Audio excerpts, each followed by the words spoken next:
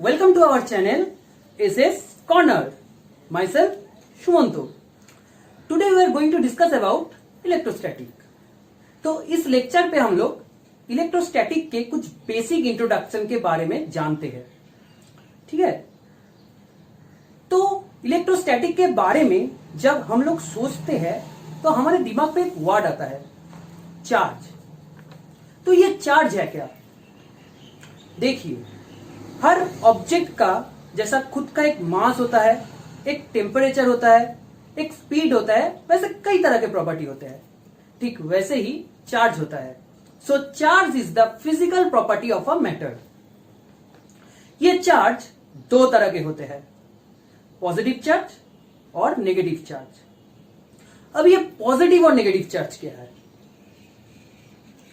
हर object बहुत सारे छोटे छोटे एटम से बना होता है और ये एटम बनते हैं तीन फंडामेंटल पार्टिकल से, प्रोटॉन, न्यूट्रॉन और इलेक्ट्रॉन. प्रोटॉन और न्यूट्रॉन इस एटम के एकदम सेंटर में रहते हैं, एकदम एक साथ, जिसको हम न्यूक्लियस कहते हैं. और इलेक्ट्रॉन इसी न्यूक्लियस को केंद्र मानते हुए उसके आसपास घूमता रहता है. ये जो प्रोटॉन है ये पॉजिटिव चार्ज होता है और न्यूट्रॉन न्यूट्रल होता है. और ये जो इलेक्ट्रॉन है ये नेगेटिवली चार्ज होता है.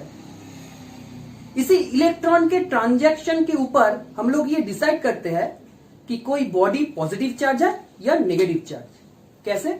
अगर किसी बॉडी में इलेक्ट्रॉन की क्वांटिटी ज्यादा हुआ तो वो बॉडी नेगेटिवली चार्ज होगा, और अगर किसी बॉडी में इलेक्ट्रॉन की क्वांटिटी कम हो जाए तो पॉजिटिवली चार्ज होगा.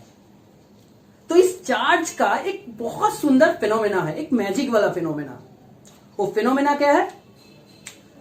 Like charge repel each other, whereas unlike charge attract each other. मतलब अगर हम लोग दो नेगेटिव या दो पॉजिटिव चार्ज को एकदम एक साथ लाने की कोशिश करेंगे तो एक दूसरे को रिपेल करेगा. जहां पर हम अगर एक पॉजिटिव और एक नेगेटिव चार्ज को एक साथ लाने की कोशिश करेंगे तो वो अट्रैक्ट करेगा. तो इस चार्ज के एग्जिस्टेंस के ऊपर हम लोग एक बेसिक एग्जांपल लेते हैं.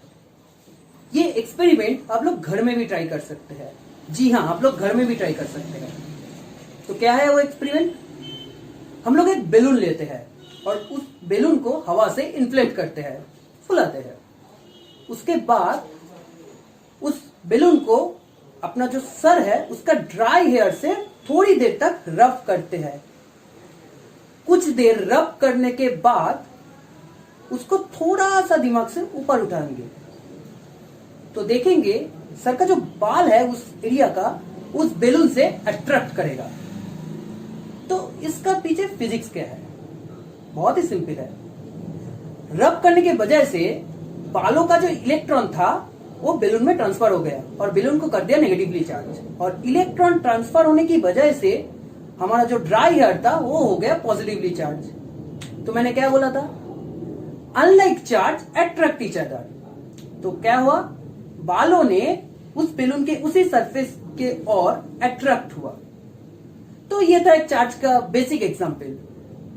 देखिए, जैसे न्यूटनियन ग्रेविटी में दो मास एक दूसरे को अट्रैक्ट करता है, ठीक वैसे ही यहाँ पे दो अनलाइक चार्ज एक दूसरे को अट्रैक्ट करता है. So charge is the fundamental property of matter. Without matter charge can not exist. तो इस चार्ज के बारे में चलिए और कुछ जान लेते हैं. तो चलिए, यहाँ पे जो लिखा हुआ है वो आप लोग नोट कर लीजिए. यहाँ पे क्या लिखा हुआ है हम डिक्टेट करते हैं और समझते भी है naturally. All electric charges are found to be integral multiples of one basic unit. That means the magnitude of electronic charge 1.6 into 10 to the power -19 coulomb. -19 coulomb. Now this occurrence of the discrete charge is called quantisation of charge. मतलब ये जो number है ये electron का सबसे छोटा वाला number है. इसके बाद हम इलेक्ट्रॉन को तोड़ नहीं सकता. तो इस इसके साथ हम लोग इंटीग्रल मल्टीपल करके चार्ज मिल सकते हैं, लेकिन इससे कम चार्ज नहीं मिल सकता। इसके साथ अगर हम लोग फ्रैक्शन मल्टीप्लाई करें तो भी जो चार्ज आएगा वो वैल्यूएबल नहीं है, मतलब फ्रैक्शन मल्टीप्लाई नहीं होता। यहां पे मैं बोल दिया अभी इंटीग्रल मल्टीपल। तो ये था इलेक्ट्रॉन का क्वांटाइज्ड वैल्यू, मतलब 1.62 × 10⁻⁹ कूलम। इसको कहते हैं क्वांटाइजेशन ऑफ चार्ज। अभी नेक्स्ट क्वेश्चन आता है, चार्ज कंजर्व है? जी हां, conservation of charge. Electric charge is a conserve property. Statement, the net charge of an isolated system never changes. एक आइसोलेटेड सिस्टम का टोटल जो चार्ज है वो कभी चेंज नहीं करता। The amount of the positive charge minus the amount of the negative charge in that system in the universe is always conserve. वो system अगर हम यूनिवर्स को पकड़ ले तो टोटल जो पॉजिटिव चार्ज है, टोटल जो नेगेटिव चार्ज है, उसका जो माइनस का जो वैल्यू आएगा वो कभी चेंज नहीं करेगा, कांस्टेंट वैल्यू आएगा। और भी एक स्टेटमेंट है, ये भी लिख सकते हैं, ये भी लिख सकते हैं, दोनों का मतलब एक ही है। क्या बोल रहा है यहाँ पे? The algebraic sum of the positive and the algebraic sum of the negative charge for an isolated system remain same. वही बोला कि total algebraic sum of the positive charge and total algebraic sum of the negative charge हमेशा same रहता है। ये है conservation of charge. तो चलिए बढ़ते हैं दूसरे टॉपिक में। Now there is a question, what is the force on a test charge Q due to a single point charge capital Q that is at a rest in a distance L। ये जो charge के बीच attraction और repulsion हो रहा है, उसके लिए जो फोर्स काम कर रहा है उसका वैल्यू क्या है, इसको कैलकुलेट करना जरूरी है। तो ये काम आसान किया चार्ल्स अगस्टिन डी कूलॉम ने इन द ईयर 1785। उन्होंने बताया इस फोर्स का वैल्यू है ये 1/4πε0, दो चार्ज का मल्टीप्लाई डिवाइडेड बाई r²। ये r क्या है? ये दो जो चार्ज है Q और Q, इनके बीच का डिस्टेंस, इसका स्क्वायर ऑफ द इनवर्स। तो जो प्रोपोर्शनलिटी है उसका एक कांस्टेंट आएगा प्रोपोर्शन के लिए, तो प्रोपोर्शन कांस्टेंट है k, जिनका वैल्यू 1/4πε0। 4 का वैल्यू, पाई का वैल्यू और ε0 क्या है हम लोग बताएंगे। उसका वैल्यू अगर बैठाएंगे तो ये वैल्यू आता है 9 × 10⁹ newton metre square by coulomb square. अभी आता है ε0, ये परमिटिविटी है। अब ये परमिटिविटी क्या है देखिए, permittivity it represent the capability of a vacuum to permit E field. ये एक वैक्यूम में कितना ई फील्ड रह सकता है, मतलब इलेक्ट्रिक फील्ड रह सकता है, उसका कैपेबिलिटी है। इसके बारे में हम किसी और चैप्टर में बात करेंगे। और आप लोग सोच रहे हैं कि 1/4πε0 ही क्यों, ये कहां से आया, ये भी हम बात करेंगे इसी लेक्चर के और पार्ट में। इसके बाद वाला जो सेक्शन आएगा उसमें हम इसको कैलकुलेट करेंगे। तो तब तक के लिए आप मान लीजिए कि इसका वैल्यू है 1/4πε0 और दो चार्ज के बीच multiply divided by r², distance का स्क्वायर। ये कूलम ने बताया। इस फोर्स का कुछ फीचर्स जान लेते हैं। क्या है? It is simply applicable for a point charge. इसी पॉइंट चार्ज के लिए अप्लाई किया जा सकता है। This force is correct only when the charge is at rest. मैंने पहले ही बोला था कि ये जो चार्ज है सिंगल पॉइंट चार्ज, इसको रेस्ट में रहना चाहिए। और Coulomb's law resembles with the Newton's law of gravitation. Coulomb's law, Newton's law का जो ग्रेविटेशन है उससे कई सिमिलर है।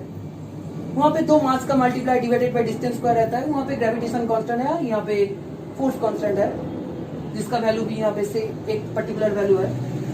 In gravitation the force are always attractive, but here both attractive and repulsive. यहाँ पे दो काम करता है, एक एट्रैक्शन भी हो सकता है, एक रिपल्सन भी हो सकता है। तो ये था कूलम्स लॉ के ऊपर। इसके बाद हम लोग जानेंगे कि एक नया प्रिंसिपल, सुपरपोजिशन प्रिंसिपल। चलिए जान लेते हैं। तो चलिए, प्रिंसिपल ऑफ सुपरपोजिशन, ये बहुत इंपॉर्टेंट पार्ट है, ठीक है। इस पार्ट को आप कभी नहीं भूलना, क्योंकि इसके ऊपर बहुत एप्लीकेशन आने वाला है। वो नेक्स्ट लेक्चर पे आप लोग देखेंगे। तो इसका स्टेटमेंट क्या है पहले जान लेते हैं। प्रिंसिपल ऑफ सुपरपोजिशन स्टेटमेंट, इसको आप लिख लीजिए। The total force on a charge due to a number of other charges is given by the vector sum of the Coulomb forces exerted on the charge due to each of the other charges acting separately.